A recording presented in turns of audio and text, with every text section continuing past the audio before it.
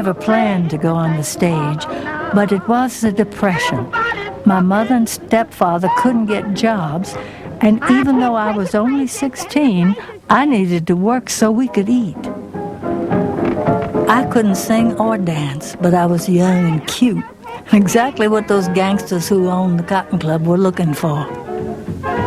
It was a sort of ghetto paradise in Harlem, with some of the greatest black performers around putting on a nightly show for a white-only audience. The conditions were awful. We weren't even allowed to use the bathrooms. But we all felt lucky to have jobs at all. I was in the chorus, and enough of a kid to be stage-struck about seeing great black stars.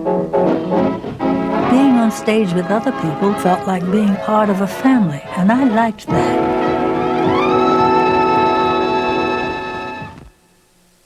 All my life, I've been looking for a family, beginning at the age of 3 when my parents divorced. Throughout my childhood, they pursued their own lives with little time for me. My father into the sporting life on the fringes of the rackets. My mother chasing her fairy tale dreams of life in the theater. The only stabilizing influences in my life were my Brooklyn grandparents, stalwart members of the black bourgeoisie.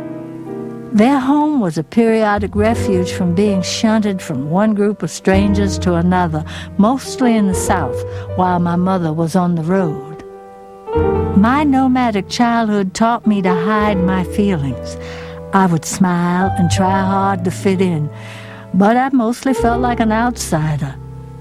My favorite books were always about orphans. I became very secretive. I became very suspicious of everyone. I became unable to be my real self.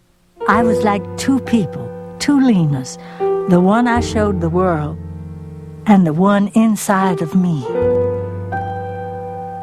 I was 15 when my grandmother died. I felt I'd lost the core of me. The daughter of an ex-slave, she became a college graduate and a social activist. She taught me to love learning, and I dreamed of being a teacher. So I cried when my mother pulled me out of school to work at the Cotton Club, which was really a form of indentured servitude. I was signed for a lifetime contract.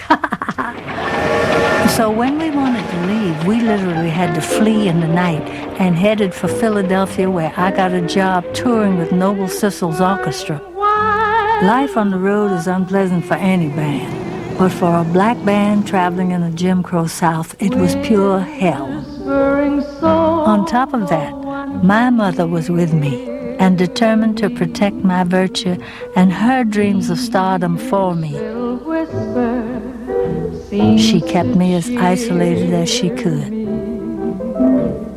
So I began to dream of escaping. I ran away and got married, woefully unprepared to be a wife.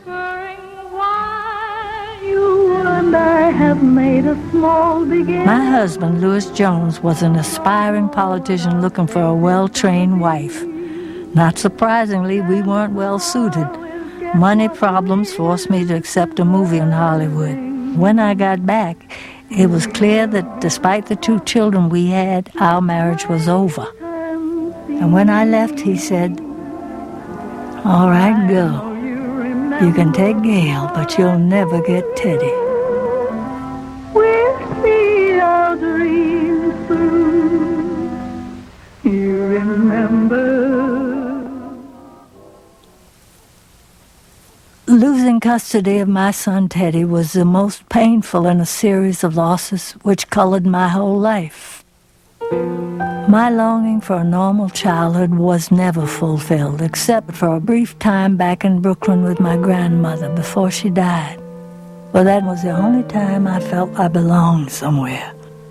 There I had a family, friends, a home, and a chance to see my father from time to time.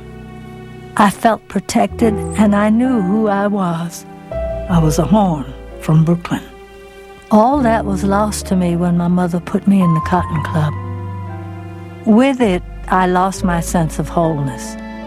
In its place, I was left with anger and an invisible wall I put up between me and the world.